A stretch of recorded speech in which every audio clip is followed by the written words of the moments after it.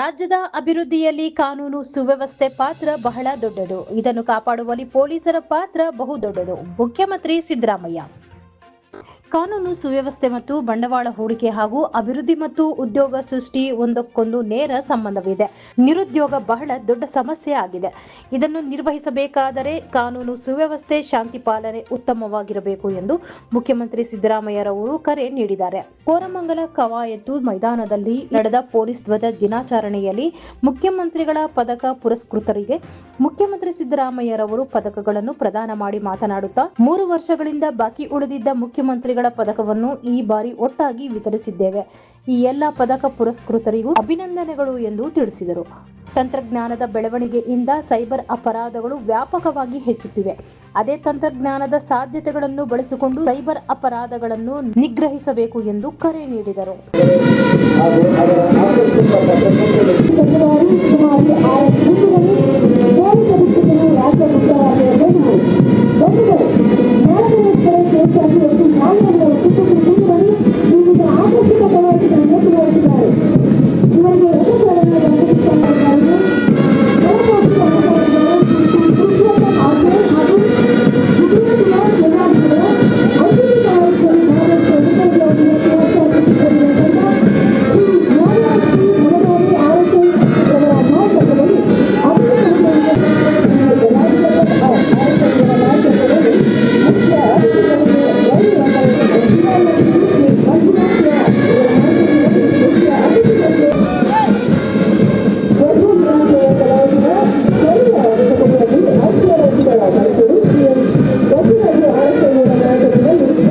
ಮಾದಕ ವಸ್ತು ಮುಕ್ತ ರಾಜ್ಯ ಮಾಡುವುದು ನನ್ನ ಗುರಿ. ಇದಕ್ಕಾಗಿ ಬಹಳ ಶ್ರಮಿಸಬೇಕು. ಪೊಲೀಸರು ಮಾದಕ ವಸ್ತು ಜಾಲವನ್ನು ಬೇರು ಸಮೇತ ಕಿತ್ತು ಹಾಕಲು ಪಣ ತೊಡಬೇಕು ಎಂದು ಕರೆ ನೀಡಿದರು. ಕಳೆದ 2 ವರ್ಷಗಳಲ್ಲಿ ಅಪರಾಧಗಳ ಸಂಖ್ಯೆ ಇಳಿಮುಖ ಆಗುತ್ತಿದೆ. ಇದು ಇನ್ನಷ್ಟು ಕಡಿಮೆ ಆಗಬೇಕು ಎಂದರು. ಕಾನೂನು ಸುವ್ಯವಸ್ಥೆ ಮತ್ತು ಬಂಡವಾಳ ಹೂಡಿಕೆಗೆ ಹಾಗೂ ಅಭಿವೃದ್ಧಿ ಮತ್ತು ಉದ್ಯೋಗ ಸೃಷ್ಟಿ ಒಂದಕ್ಕೊಂದು ನೇರ ಸಂಬಂಧವಿದೆ. ನಿರುದ್ಯೋಗ ಬಹಳ ದೊಡ್ಡ ಸಮಸ್ಯೆ ಆಗಿದೆ. ಇದನ್ನು ನಿರ್ವಹಿಸಬೇಕಾದರೆ ಕಾನೂನು ಸುವ್ಯವಸ್ಥೆ, ಶಾಂತಿ ಪಾಲನೆ ಉತ್ತಮವಾಗಿರಬೇಕು ಎಂದರು. ಜರ್ಮನಿ ದೇಶದ ಪ್ರಧಾನಿಗಳು, ಪ್ರತಿನಿಧಿಗಳು ರಾಜ್ಯದ ಪೊಲೀಸ್ ಕೌಶಲ್ಯ ವೃತ್ತಿಪರತೆಯನ್ನು ಶ್ಲಾಘಿಸಿದ್ದಾರೆ. ಇದು ಅಪಾರ ಮೆಚ್ಚುಗೆಯ ವಿಷಯ ಎಂದರು. ಪೊಲೀಸರ ಅಗತ್ಯ ಮತ್ತು ಬೇಡಿಕೆಗಳನ್ನು ಈಡೇರಿಸಲು ನಮ್ಮ ಸರ್ಕಾರ ಸದಾ ಸಿದ್ಧ ಇದೆ. ನಾವು ನಿರಂತರವಾಗಿ ನಿಮ್ಮ ಜೊತೆಗಿದ್ದೇವೆ. ಆದರೆ ಕರ್ತವ್ಯ ಲೋಪವನ್ನು ಮಾತ್ರ ಸಹಿಸುವುದಿಲ್ಲ. ಪೊಲೀಸ್ ಬೀಟ್ ವ್ಯವಸ್ಥೆಯನ್ನು ಇನ್ನಷ್ಟು ಪರಿಣಾಮಕಾರಿಯಾಗಿ ನಿರ್ವಹಿಸಿ ಎಂದರು. ಗೂಂಡಾಗಿರಿ, ರೌಡಿಯಿಸಂ ಪೂರ್ಣ ಮಟ್ಟ ಹಾಕಿ ಅಗತ್ಯ ಸಹಕಾರ ಸವಲತ್ತುಗಳನ್ನು ಕೊಡಲು ಸರ್ಕಾರ ಸಿದ್ಧವಿದೆ. ಮೊನ್ನೆಯ ಬಜೆಟ್ನಲ್ಲಿ ಇಲಾಖೆ ಮತ್ತು ಸಿಬ್ಬಂದಿಯ ಅನುಕೂಲತೆಗೆ ಘೋಷಿಸಿರುವ ಎಲ್ಲವನ್ನು ಜಾರಿ ಮಾಡಲಾಗುವುದು ಎಂದರು. ಈ ಸಮಾರಂಭದಲ್ಲಿ ಗೃಹ ಸಚಿವರಾದ ಜಿ. ಪರಮೇಶ್ವರ್, ಗೃಹ ಇಲಾಖೆಯ ಅಪರ ಮುಖ್ಯ ಕಾರ್ಯದರ್ಶಿ ಉಮಾಶಂಕರ್, ರಾಜ್ಯ ಪೊಲೀಸ್ ಮಹಾನಿರ್ದೇಶಕ ಅಲೋಕ್ ಮೋಹನ್, ಮುಖ್ಯಮಂತ್ರಿಗಳ ರಾಜಕೀಯ ಕಾರ್ಯದರ್ಶಿ ನಾಸಿರ್ ಅಹಮದ್, ಮುಖ್ಯಮಂತ್ರಿಗಳ ಅಪರ ಮುಖ್ಯ ಕಾರ್ಯದರ್ಶಿ ಎಲ್.ಕೆ. ಅತಿಕ್ ಅವರು, ಹಿರಿಯ ಪೊಲೀಸ್ ಅಧಿಕಾರಿಗಳು, ಕುಟುಂಬ ವರ್ಗದವರು ಮುಂತಾದವರು ಹಾಜರಿದ್ದರು. Bureau report, Basavaraj, Mysuru.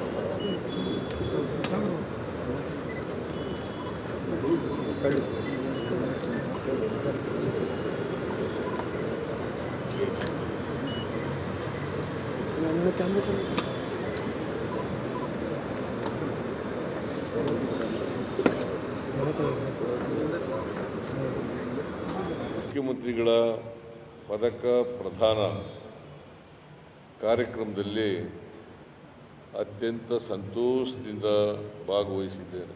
ಈ ಸಂದರ್ಭದಲ್ಲಿ ಯಾರ್ಯಾರು ಪದಕ ಪುರಸ್ಕೃತರಿದ್ದಾರೆ ಅಂದರೆ ಕಳೆದ 2 ವರ್ಷ ಕೊಟ್ಟಿರಲಿಲ್ಲ. 2022, 2023, ಆಮೇಲೆ ಕಳೆದ ವರ್ಷ 24. ಈ 3 ವರ್ಷಗಳಿಂದ ಪದಕ ವಿತರಣೆ ಆಗಿರಲಿಲ್ಲ. ಕಾರಣಾಂತರದಿಂದ ಇದು ಮುಂದೂಡಲ್ಪಟ್ಟಿತ್ತು. ಹಾಗಾಗಿ ಈ ವರ್ಷ 3 ವರ್ಷಗಳಿಂದ ಒಟ್ಟಿಗೆ ಪದಕಗಳನ್ನು ವಿತರಣೆ ಮಾಡ್ತಾ ಇದ್ದೀವಿ. 22ನೇ ಇಸ್ವಿ, 23ನೇ ಇಸ್ವಿ, 24ನೇ ಇಸ್ವಿ ಈ 3 ವರ್ಷಗಳ ಪದಕ ವಿಜೇತರಿಗೆ ಯಾರ್ಯಾರು ಪದಕವನ್ನು ಪಡ್ಕೊಂಡಿದ್ದಾರೆ ಎಲ್ಲ ಪುರಸ್ಕೃತರಿಗೆ ನಾನು ಅಭಿನಂದನೆಗಳನ್ನು ಈ ಸಂದರ್ಭದಲ್ಲಿ ರಾಜ್ಯ